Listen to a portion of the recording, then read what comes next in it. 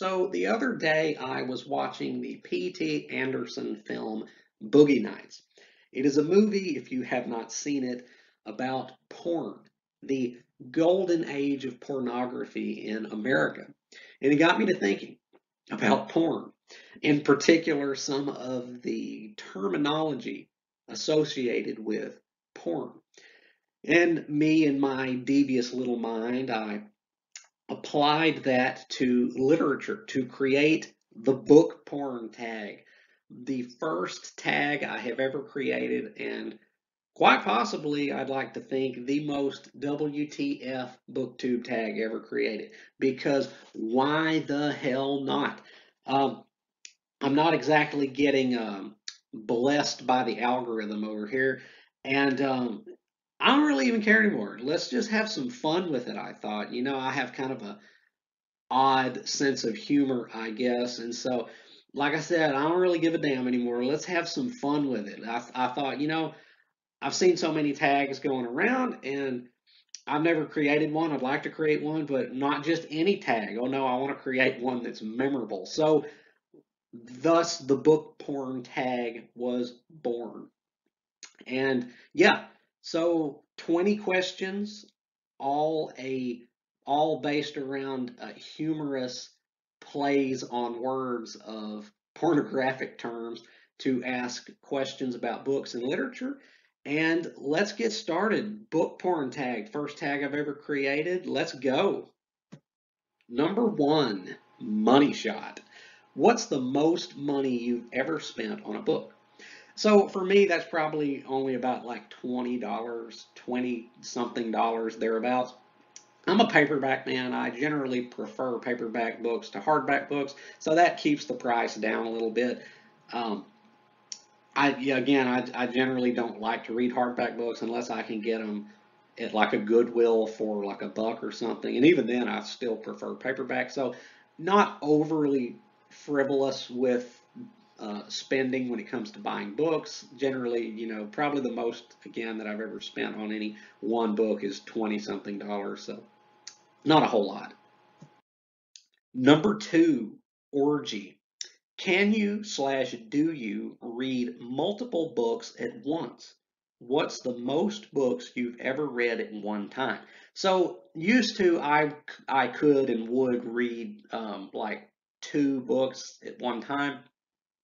Um, I used to could do that. I still could do that, but I choose not to. I like to pick up a book and give it my utmost attention and focus. So I don't really make it a habit anymore of reading more than one book at a time. I like if I absolutely have to, if I'm crunching to get through something, I will, I suppose. But generally nowadays, I just like to read one book at a time. But I think the most books that I've ever read at one time, probably just two. Probably just two. I may have, maybe a long time ago, read three books concomitantly, but I'm thinking two was probably my limit even back then. But nowadays it's just one. So, number three, hardcore. What's the hardest book you've ever read or tried to read? So, I was going to say Moby Dick. Not only because A, it actually was really, really hard, but also B, because it lends itself to some more porn related puns with its title. But I'm not going to say Moby Dick because I actually did manage to successfully read Moby Dick, and I actually did like it quite a bit after reading it. So instead, the book that I chose as the hardest book that I've ever read or tried to read, actually tried to read because I've never managed to complete this book, and it's a book you might not expect, but it is The Invisible Man by H.G. Wells. This book is a bitch. Okay, I have tried to read this book, and it is a tiny ass book. It's less than 200 pages. It's like 150 pages. And I have tried to read this book, I think, five different times, and I have never been able to complete it. Don't know why. I guess it's just because this book it bores me. But then again, I've read books way more boring than this. and gotten through them. But when it comes to The Invisible Man, it's like hitting a wall. I cannot get through this. This is the only book by H.G. Wells I've ever tried to read, and yeah, with the experience that I've had with it, I don't believe I'll be picking up any of H.G. Wells's books anytime soon. But yeah, so the hardest book that I've ever tried to read, don't know why, I couldn't tell you, is The Invisible Man by H.G. Wells. Moving on. Number 4, Tentacle Porn. Do you like the works of H.P. Lovecraft? If so, what other cosmic horror do you enjoy? I personally really do enjoy H.P. Lovecraft's works. Now, there is, of course, that ever-present issue of the man as a person, but sometimes you have to separate the art from the artist. If you can, I know a lot of people when they're reading him can't do that, and that's perfectly okay. Sometimes you can't. I will be the first to admit that. Sometimes you just can't separate it. And if you can't with H.P. Lovecraft, that's fine. But I personally, I would say the majority of his stories are palatable in terms of the racism, where he doesn't just beat you over the head with it. But there are some, I'm not going to lie, where it's like, crap, that was rough. But yeah, I do enjoy the works of H.P. Lovecraft. Cosmic horror, I really do think, is probably my favorite genre or specific subgenre of literature, and I enjoy it a great deal.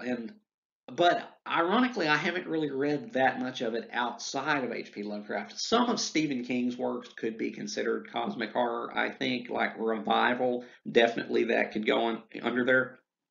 But really, outside of H.P. Lovecraft, I haven't really read that much of it. But I would love to remedy that. So if you have any suggestions, let me know down in the comments. Number 5, Gangbang. What's the biggest buddy read you've ever participated in? Okay, so I don't do a whole lot of buddy reads because I'm kind of more of a lone wolf, I suppose, when it comes to reading. I like to read at my own pace and kind of read my own things. But for the purposes of this question, I'm probably going to go back to my high school days when we had to read as a class books like Hamlet or um, Romeo and Juliet or Animal Farm, something like that. And I'm going to say any of those, probably Animal Farm, Hamlet, either of any of those books that you have to read in high school, because we had to read those as a class, and I'm counting that as a buddy read because that was a few dozen kids. I went to a relatively small school, so my class was only a couple dozen, few dozen, so kids. But that's still, a few dozen people hammering out a book together. So I'm counting that as a buddy read. So yeah, I'll probably say like Hamlet or Animal Farm or something like that. Number 6, Beastiality. What's your favorite book about animals, anthropomorphic or otherwise? And for me, that would be The Mistmantle Chronicles by M.I. McAllister. So if you've seen any of the videos I've done in which I've mentioned these books, um, this is it for me. This is book 0. This is the book that really started me out as a dedicated reader, or really cemented me as a reader, I suppose, because I had read books prior to this, but this was the one that really showed me what literature could be and made me want to continue reading. And so, yeah, and it's about, talking animals, but I've said previously that this book it's a talking animal book in the vein of like Watership Down or something like that, where even though it is technically about anthropomorphic animals, you can still read this at any age because it's much more kind of Machiavellian and political than most children's books. You can really read this as an adult and get a kick out of it. I could read these books right now and love them just as much as I did when I was 9.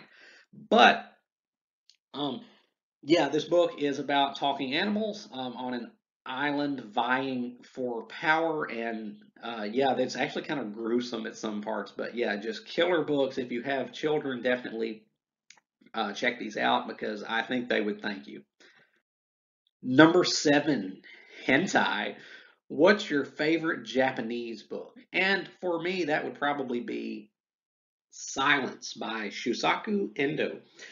This is a pretty unique book. It is a book that explores Japanese history through a Catholic perspective. Kind of unusual. You don't really see that a whole lot. Japan was not historically a Christian nation, and this book details the trials and tribulations of various Catholic and Jesuit missionaries to spread the gospel to Japan. It's also very interestingly written. It switches between first person epistolary format and traditional third person narration back and forth throughout the book. It's a really unique book all around, kind of. It was recently, just a few years ago, adapted into a film by Martin Scorsese. I think that was like a lifelong passion project for him. I have not seen that, but I really would like to, because this book is a really neat book and pretty good reading, I thought. Number 8, CP. Oh, we all know what that is. The worst, the absolute most heinous kind of porn, the kind that you don't even want to say out loud in its entirety, or else the police will knock down your door, like in the photo. But anyway, CP, I'm just using that as an excuse to ask, what's your favorite children's book? And of course, mine is The Mismantle Chronicles, Deja Vu, right? Yeah, everything I just said a minute ago about these books, yeah, refer to that. These books are awesome. They changed my world. I love them, and they're my favorite children's books ever, because they're not just strictly children's books. Number 9, Roleplay. What's your favorite spy novel or book involving espionage or disguise? Now, I don't read a lot of espionage fiction, but I did word this question to where it can be broader than just James Bond books. So for me, my favorite book, not a spy novel, or actually not even a novel at all, but my favorite book involving espionage or disguise is The Dark Knight Returns by Frank Miller. This book is just a classic. It's the book that gave Batman his balls back. And if you don't know, I am a huge, huge Batman fan. I love that character. I think Batman is truly one of the greatest characters in the American canon, and I do count Batman in the American canon. I think he is one of the most endlessly fascinating characters in contemporary fiction, and I love his adventures so much. And this one is, this one is the supreme Batman comic, because this is the one that changed the game, not only for the character but also for the medium as a whole. And I love this book. I mean, it has aged. It does show its age quite a bit, but it's still badass to the core, and I love it. So yeah, The Dark Knight Returns is my favorite book about disguise and espionage. Number 10, Hatesex. Have you ever forced yourself to read a book you hated? Why? And I actually sadly do that to myself quite a bit. But the one that comes to mind the most whenever I think about this question is probably Gravity's Rainbow by Thomas Pynchon. I hated every last word of this book. I hated the wanton and needless vulgarity of it. I hated its smug and self-righteous tone. I hated the douchebaggy, completely vile and reprehensible characters. I hated the moral and social outlook that this book promotes. And again, I'm not saying that this book is not valuable, because people are going to come at me or could come at me and say, but this book is one of the greatest achievements of 20th century fiction. It is the quintessential postmodern novel. Every sentence in this book is dripping with reference and allusion. It is so deep and profound. And I will refer you to the video that I made on this book, one of the earliest videos I made, called Gravity's Rainbow, a Masterclass in Obfuscation. And in that video, I said big ideas and grand concepts do not a good book make. And I stand by that. Yes, this book is brainy, it is cerebral, it is loaded with information, it is a bona fide encyclopedic novel, but that does not make it good reading. The characters are two-dimensional and crap all the way through. It is aggressively vile and repugnant just for the sake of shock value. There is no emotionality to it in which you can invest yourself. It is so nihilistic. It is like listening to every Nine Inch Nails album at once. I hated every word of this book, but I will not deny that it is a smart, big ideas kind of brainy book. But I still loathed it, and Thomas Pynchon eats shit. Number 11, Condom or Bareback. What do you think of dust jackets? Do you leave them on the book or remove them? So for me, I don't leave them on the book when I'm reading it because it slips and slides, and that's just another reason why I don't generally like hardback books. But when it's on the shelf, that dust jacket's going to be on it. I know some people, when they buy a book, the first thing they do is shuck that dust jacket and chunk it, but not me. I always want to keep the dust jackets and always try to keep it in as pristine a condition as I possibly can, but I generally won't keep it on the book when I'm reading it. Number 12, porn star or amateur? Do you ever read works by indie authors or do you only read professionally published books? Well, I am an indie author, so of course I read books by indie authors. I definitely don't read as much of them as I do professionally published books because I will be the first to tell you that a lot of independently published books are shit. There's no standards in that entire subset of publishing because you can literally just write whatever you want and put it out there. And a lot of people do. A lot of people, I've seen books, I've seen indie books where people, they don't know about proper formatting, proper borders. They don't even indent paragraphs or, use proper line spacing. And again, I am myself an indie author, but the one thing that I take great pride in is that I at least try my best to make my books or my book right now as close to professional quality as I can. So I go over it with a fine-tooth comb in terms of spelling and grammatical errors. I always try to keep the proper borders and margins and indent properly and use the proper length and distance when indenting so it looks as close to a professionally published book as I can get it because once again there are a lot of indie books out there that look and read like crap.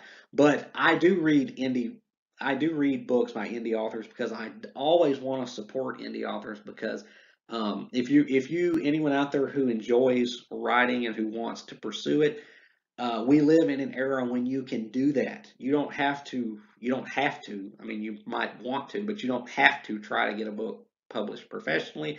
So I always want to support people out there who do um, publish their books independently, but just try to make sure you have something of quality when you do. Don't just throw out the first thing you write, your first draft out there because you don't want to do that. Trust me. So yeah, but yeah, I definitely do read a lot of works, or maybe not a lot, but I do read a good amount of works by indie authors.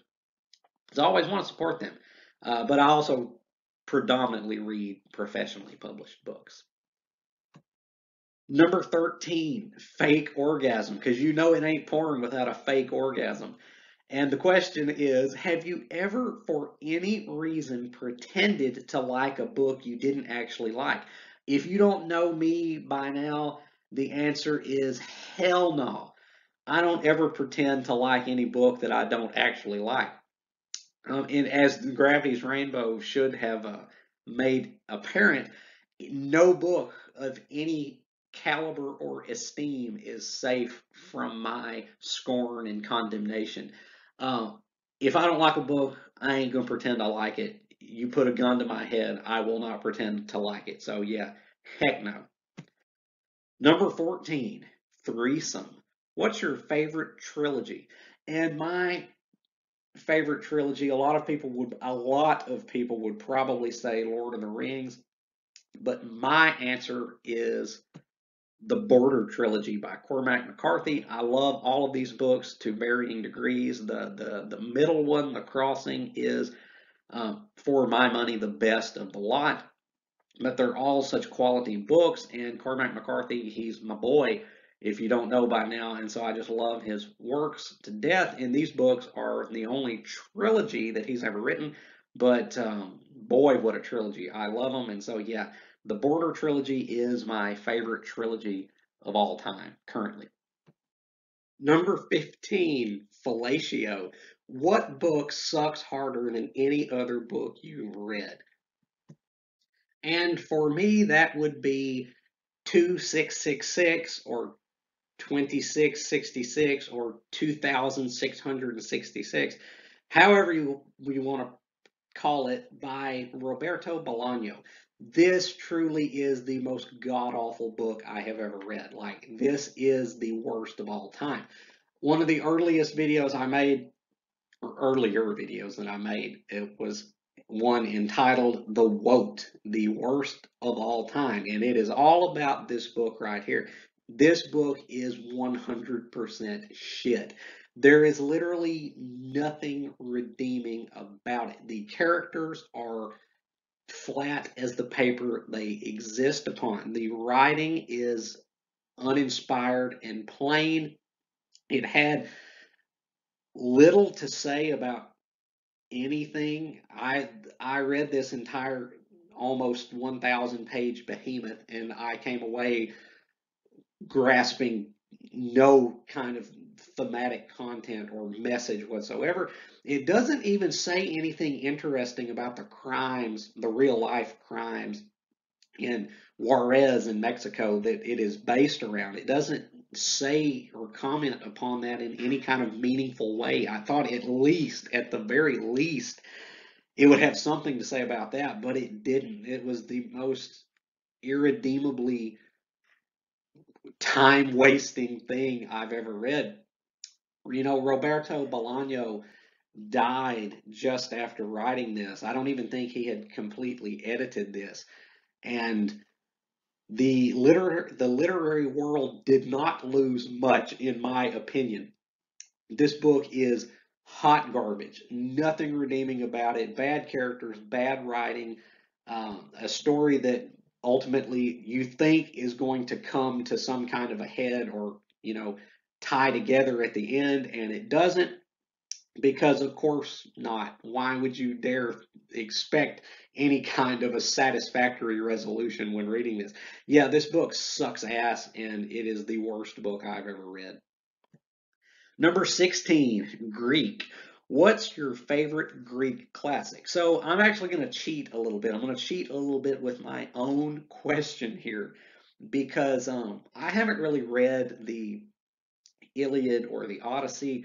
I tried reading a prose translation of the Odyssey, and it was just kind of boring, and I didn't really like it.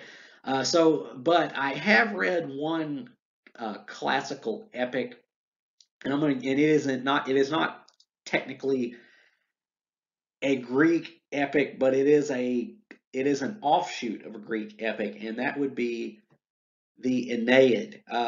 I really liked this, and that's surprising because I read this at a way too young age to really appreciate this in full. I think I read this. I think I was a senior in high school when I read this. Um, it was rough going. It was hard, and I don't know if the entire book in its original edition is written in rhyme, but the edition that I was reading, which is this Collins Classics edition, was written completely in rhyme. Like, it was like the longest Dr. Seuss book ever written. It was hard to follow what was happening at several points, but uh, I actually did kind of enjoy this, and I should probably go back now as an adult and reread this and see what I missed, when I was just a kid. But I read this when I was in high school, and I'm kind of proud of that, and I enjoyed this, and it is an offshoot of the Iliad. This is the great Roman epic, and I'm counting this because it is tied intrinsically to a Greek classic. So yeah, I'm counting the Aeneid. Number 17, MILF. Who's your favorite mother character in literature? Now, this doesn't just necessarily have to be, biological, a woman who has children or anything. It can be just a mother figure, an adoptive mother, just any kind of maternal figure in any book that you read. Really loose parameters. But for me personally, my favorite mother character in all of literature is Edna Pontellier in The Awakening by Kate Chopin. So if you don't know, The Awakening is my fourth favorite book of all time, and I so love the character of Edna Pontellier in it precisely for the fact that she does not want to be a mother and doesn't give a damn about motherhood. Okay, I know that may seem a tad antithetical to the nature of the question, but still, she is a mother technically, even though she doesn't want to be, so she does qualify. And I love her character because this book had the audacity to say with her character something that desperately needed saying, that not all women need to be or want to be mothers. And I always love her character for that. And this book is just so important to me because of that. And so, yeah, even though that may seem a little harsh or sound a little strange with in conjunction with the actual question asked, Edna Pontellier is still my favorite mother character in all of literature. Number 18, Well Endowed. What's the biggest book you've ever read? Well, I know it's going to sound cliche, but for me, the biggest book I've ever read is probably War and Peace. Yes, this is, the cliche, the kind of the cliched, stereotypical big book. But it is big. It earns that stereotype. This is a mammoth of a book. I did not particularly enjoy it. In fact, I thought it was kind of just wasted time after I had finished reading it. And this took me 6 months to read. Okay, this was the longest it had ever taken me to read a book. This took me half a year to read. Probably because I was in college at the time and I didn't really have as much time to devote to reading because I was, studying, writing papers and stuff. But I read this in my spare time. Took me 6 months, but I read it and it didn't really benefit me in any way. I didn't really like anything particularly about it. And I think it was just 6 months wasted, but hey, I got it under my belt. I can brag about it. So yeah, War and Peace. Number 19, S&M. What's the most violent book you've ever read? Okay. So, um, a lot of people would probably say here Blood Meridian by Cormac McCarthy, and I would disagree strongly. Blood Meridian is not that violent of a book, or it didn't seem so to me. Um, if you thought it was that violent, okay, I respect your opinion, but still, I didn't think it was all that violent. There's way more violent books out there. Um, Because, yeah, if you thought Blood Meridian was too violent, you're never going to make it through a Jack Ketchum book. But with me personally, the most violent book that I've ever read is American Psycho by Bret Easton Ellis. This is the first time that a book had ever disturbed me with the violence of its content. Okay, it's not, and this is not a horror novel.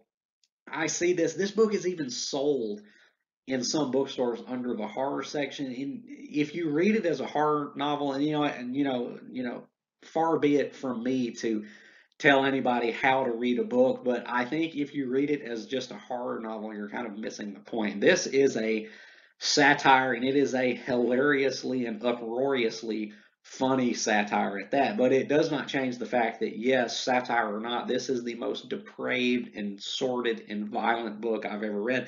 And yeah, this really was the first time that I'd ever been actually like disturbed at just how violent a book was.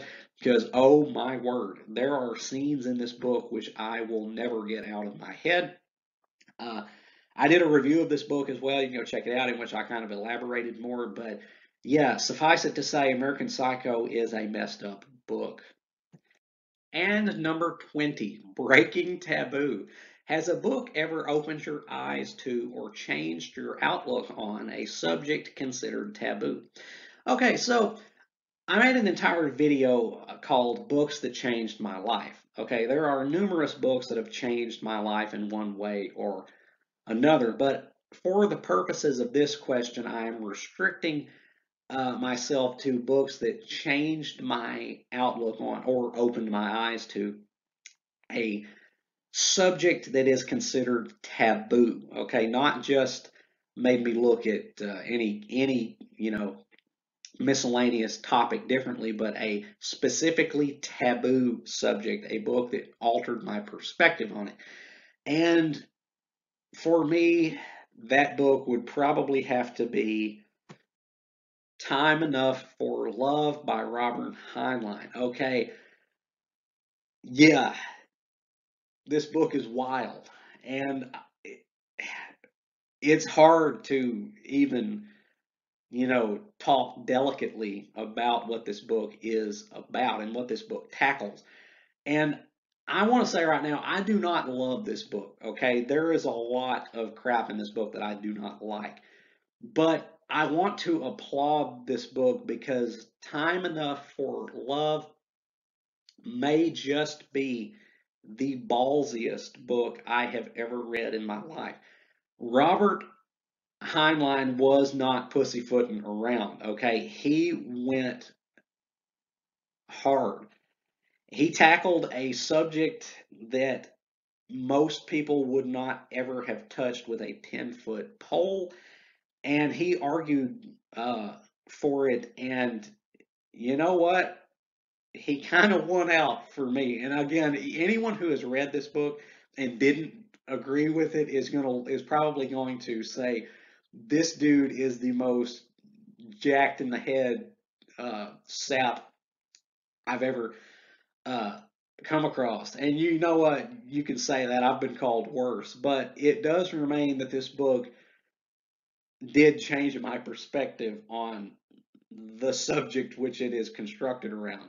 That is not at all to say that I'm into that kind of stuff or that I would, myself in my life do any of that stuff because this book is icky, okay? This book is one of the ickiest kind of this book is downright perverted. If you go into it with a closed mind, as pretty much everybody who reads it probably will, as I did going into it. When I read this book, I was like, wow.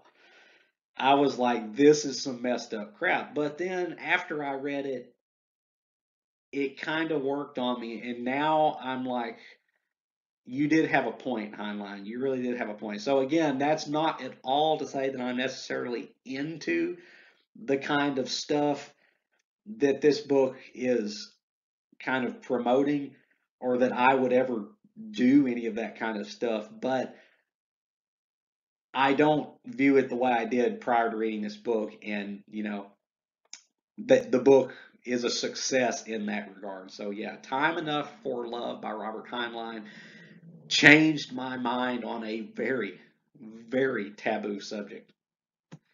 So yeah, that was the book porn tag. My first tag, and quite possibly, quite probably, the most WTF booktube tag yet created.